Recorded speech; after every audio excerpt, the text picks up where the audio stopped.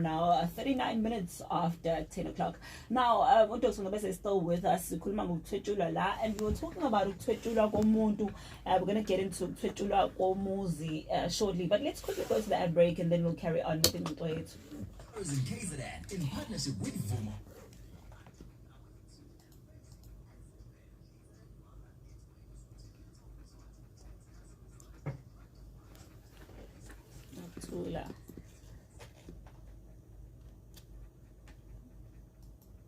Sanibonani baba nawe sisijacinta lapha studio. Nkosi yami sibonge kakhulu sisijacinta ngokuthi nikhulume ngale topic nobaba.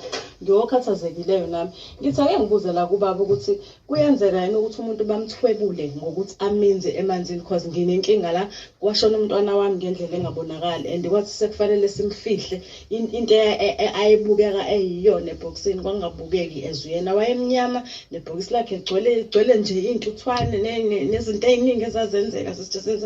So ubaba bengisicela angicacisela bandla lapho ngiyabonga. Hi Jacinta ninjani? Mina ngisacela ukubuza kubaba ukuthi uma kuwukuthi usuhambile ke waya abantu bakutshela ukuthi neqathwetshulwa inhlanhla yakho. If usufisa ukulungisa lokho okay ukulungisa kanjani? Ngiyabonga.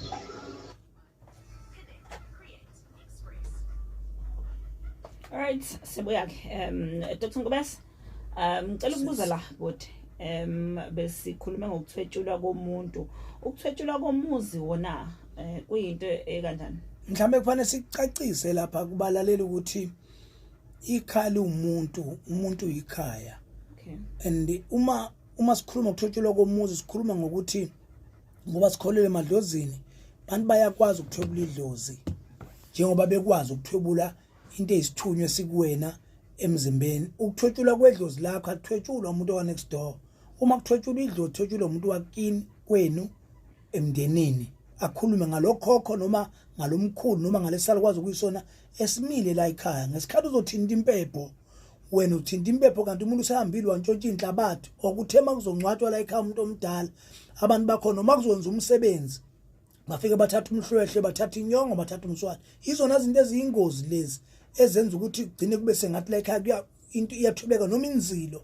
Kuyenzeka ukuthi la ekhaya makungcwatshwa kuzilwa bese bethatha inzilo abanye abantu abawumndeni othile noma omunye umuntu la ekhaya ngoba kuyenzeka ukuthi ekaninzalo nomuntu kanti uphiziphu esimbi sokuthi athakathe noma abe nenhliziyo embi bese ethwebula idlozi bese kuthwetshula umuzi. Uma ekothwebula umuntu ongasekho so uthwebulekile umuzi.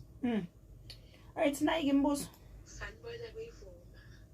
Ngicela ukubuza kubhuti ukuthi usuke kuyiqiniso yini ukuthi mhlawumbe moshayiswe imoto usuke ngewini usuke kuyisithunzi sakho usuke usuthwetshuliwe.